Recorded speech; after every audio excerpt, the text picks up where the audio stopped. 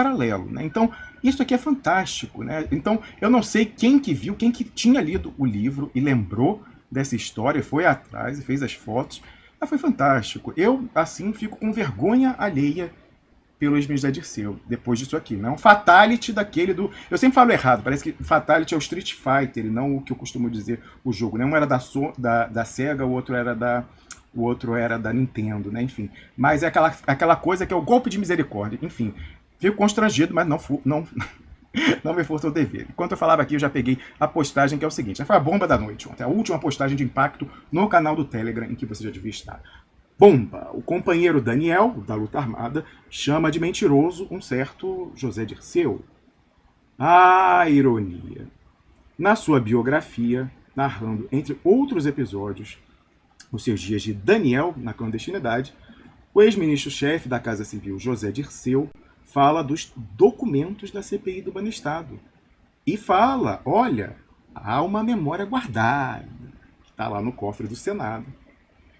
Confirma, assim, né, do alto de quem ocupou, naquela articulação, o Ministério da Casa Civil indicou o relator da CPMI, o falecido José Mentor, confirma, assim, um relato público, já público, né, mostrei aqui o tweet várias vezes, de outra testemunha ocular, o ex-deputado Dr. Hélio, ex-membro daquela CPMI, que foi, junto com o José Mentor, a Nova York buscar a lista VIP. Aí eu me perguntei, vou mostrar já aqui os prints. Qual foi o objetivo de José Dirceu com essa menção ali no livro? Aí é uma suposição aqui. Plantar publicamente ali no livro que ele sabe onde a bomba está, conhece o seu conteúdo, isso é ser usada e está até aqui guardada, trancada no cofre do Senado da República, o retrato de Dorian Gray na Nova República, e lembrar, José Dirceu, assim fazendo com essa publicação, que possivelmente vias clandestinas passaram por suas mãos e quem sabe até estejam guardadas até hoje? Bem, seja o que for, lenda urbana, apude José Dirceu, hoax, apude José Dirceu, como ele qualificou tais documentos em entrevista à Rádio CBN do Ceará semanas atrás, hoax e lenda urbana, portanto, é supor discurso livre da boca de José Dirceu na atualidade, posto que ele é refém da juristocracia. Se ele está em casa agora, é porque os generais e o STF assim determinaram. Ele poderia estar preso, está em casa porque eles deixaram. Não se pode, atenção, eu não faria isso como cristão, mas até politicamente, não se pode fazer juízo moral, ele está errado, ele está certo em fazer isso. Não se pode, eu não me atrevo a fazer juízo moral sobre alguém torturado fisicamente ou coagido moralmente, como é o caso. Mas nós temos a obrigação de tirar as consequências políticas desse indicativo, dessa fala do Zé Dirceu, mentindo claramente numa entrevista da rádio, em que ele tentava murchar, né, a bomba que a gente expunha à cidadania e as bases para que pressionassem Lula e o PT. Então, qual é a conclusão política a tirar? José Dirceu encontra-se neutralizado. Está operando para adiantar o seu lado, e não do Brasil. Agora o Requião, sempre o Requião. Como antologicamente já tinha verbalizado em recente live, acho que da semana passada, no Diário do Centro do Mundo, o senador Roberto Requião, que não é à toa que foi roubado na maquininha, amigo de Zé Dirceu há 4 décadas, então tem intimidade, e do alto dessa intimidade falou o seguinte: ô Zé, lenda urbana é a vovozinha. E aí eu falei, olha, para concluir, né, eu citando um ditado da Roma Antiga, que se popularizou na crônica política brasileira, naquela carta do Michel Temer. Olha a miopia, eu lembrava disso agora de manhã, Piero. A diferença, pessoal, que tem a leitura de 1º grau e não tem a leitura sofisticada de 2º, 3º e 4º grau. Quando vazou aquela carta do Michel Temer para Dilma Rousseff, a esquerda lacradora foi a júbilo, falando agora o golpe acabou. Como assim? Ele está expondo isso tudo? Porque todo mundo vai ficar revoltado com o que está dito e tal, acabou o golpe.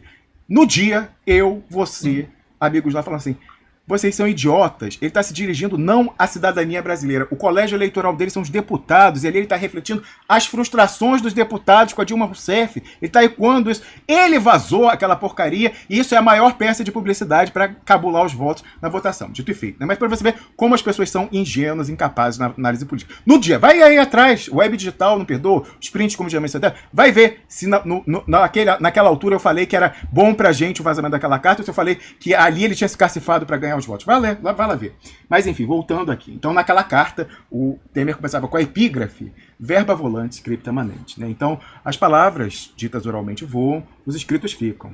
Pô, companheiro Daniel. Então, o companheiro Daniel da guerrilha está falando que o Zé Dirceu é mentiroso. Aí nessa postagem que trata da questão central na disputa atual do geopolítico, então como os Messer estão no centro da questão do sionismo, a ala mais agressiva, no centro da questão de financiamento e lobby, o lobby mais poderoso em Washington e assim, central na arbitragem de disputas dentro do Deep State. Isso tem tudo a ver com a questão brasileira e regional do esquema do clã Messer, e por isso nós aqui estávamos certos quando nós falamos que o Dario Messer apareceu quando o Deep State tinha que aparecer, e com uma utilidade para a agenda do Deep State no Brasil. Está claríssimo nessa postagem qual é a utilidade. Mas aqui eu estou passando as fotos, que são vários páginas, o rato, outra mais nojenta. Mas enfim, olha só, eu quero chegar no último print, que é o do livro do Zé Dirceu, em que ele fala, olha, o dossiê existe, eu sei qual é o conteúdo do dossiê, e eu sei dar o endereço oficial, e talvez até, quem sabe, eu não tenha guardado uma cópia. Então, o Inspiracionalta lembrou, né, quando viu a entrevista do Zé Dirceu, que no livro ele falava outra coisa. Então, atenção, aqui é o livro, a biografia do Zé Dirceu, que ele publicou aí, fez até tour de presse, divulgando tempos atrás, deu uma entrevista. Olha a questão de operação de dossiê, Piero, lá. Deu uma entrevista que muito me chamou a atenção para o saudoso Paulo Henrique Amorim, a quem a gente sempre presta homenagem, em que eu fiquei assustado. Eu não faria isso, olha que eu não tenho processo na justiça. Mas ele, do lado do Paulo Henrique Amorim, de quem ele privava da intimidade, ele vira e faz piada com o fato dos fluxos da peruca. Eu faço, porque eu estou na Suíça, eu não tenho processo na STF. Diga. Piada. Qual foi a piada? Eu não vi. Luiz Fux, ele faz piada com o fato do Fux usar peruca. O atual presidente do Poder Judiciário, que vai julgá-lo. Eu, se fosse ser julgado pelo Fux, eu não faria piada. Eu faço porque eu não vou ser julgado por ele. Eu não faria. Eu falei, bom, isso aí tá garantido, né? Porque tá certo de que ficará em casa. Porque realmente fazer piada com um ministro que vai votar, que vai presidir logo mais o Poder Judiciário, realmente tá assim, confiante no resultado, né? Enfim, né? Vai ver que é por isso aqui, ó. Então, no livro dele, ele botou, ó, a CPI do Banestado, aspas para Daniel / José Dirceu. A CPI do Banestado mudou de nome. Passou a se chamar CPI da evasão de divisas. Tornou-se mais ampla. Juntou as bases sigilosas do exterior. Olha aí, olha a lista VIP. De agências do Banestado, Beacon Hill, MTB Bank. O que é MTB Bank? A chave, o banco do Dario Messer, a conta ônibus do Dario Messer. Ele botou lá MTB Bank, Safra, Lehman e Merchant Bank, perfazendo aproximadamente, olha ele falando que conhece o conteúdo das caixas, 1,6 milhão, correção aí, desculpa, 1,6 milhão enfim, alguma palavra aqui que está com o dedo da pessoa em cima, enfim, evasão de feitas por cerca de 500 mil pessoas físicas e jurídicas. E segue aqui detalhando o conteúdo das caixas, né, a explosão. Diga, Piero. 50 mil, né? 500 não, mil? Senhor, 500 mil. O livro dele. Piero, eu não vi a caixa, eu não posso dizer. Quem pode dizer ele de onde ele tirou esse número de 500 mil pessoas físicas e jurídicas. É realmente. Nem tinha me chamado a atenção isso, você tem razão, é assustador. 500 mil pessoas físicas e jurídicas pegas nos documentos trancafiados no cofre do Senado da República. Né? Então aqui o Dirceu falou, eu sei onde está, eu conheço o conteúdo, inclusive eu posso dizer para o pessoal que está lá e que pode ser pego se houver, né, vontade política de enfrentar o imperialismo e a finança transnacional. Aí, olha aqui na frente, ele falando que a lista VIP existe, dizendo que conhece o endereço, o mapa da mina.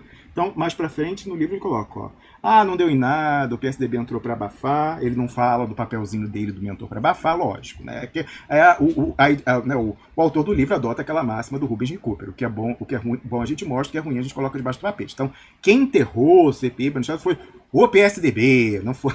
tá, isso eu falei. Mas enfim, né? Aí tá aqui, ó, não deu em nada naquela altura? Aí, olha ele mostrando. Mas a memória da CPI existe. Inclusive a relação de todos os implicados, entre 96 e 2002.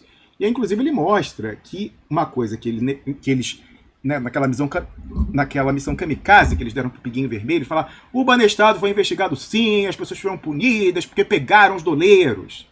O delegado José Castilho Neto falou, e o Pepe Escobar colocou no artigo dele, nós sempre enfatizamos aqui, que aquela operação chamada Farol da Colina era parte do abafa. Era pegar os atravessadores para dar tempo, pegar a mídia, mobilizar e dar tempo do pessoal sumir com dinheiro nos paraísos fiscais, os titulares, o grosso, né, e sumiu, né, até aqui o falou demônio, mas que até hoje está registrado, porque transferência internacional guarda rastro. Né, então, pegando lá, abrindo os documentos, Como não há prescrição, um crime permanente, lavagem de dinheiro é crime permanente. E o follow the money é possibilitado com esses documentos, porque ia só ir atrás das transações e pegar o follow the money, mesmo eles tendo sumido com dinheiro, até para não deixar congelar aquela altura, se fosse o caso, a gente ainda pega quem são as pessoas. E aí, veja você, diferentemente do que o Piguinho Vermelho foi instruído a dizer, que todo mundo foi punido, que a Farol da Colina foi o ápice da persecução penal do Banestado, o Zé Dirceu, no livro, era de outra opinião. Ele fala que isso aí era um diversionismo mesmo, olha só. Então, no livro, ele fala o seguinte, ó, lembrando até da ligação da CC5 com os 40 doleiros presos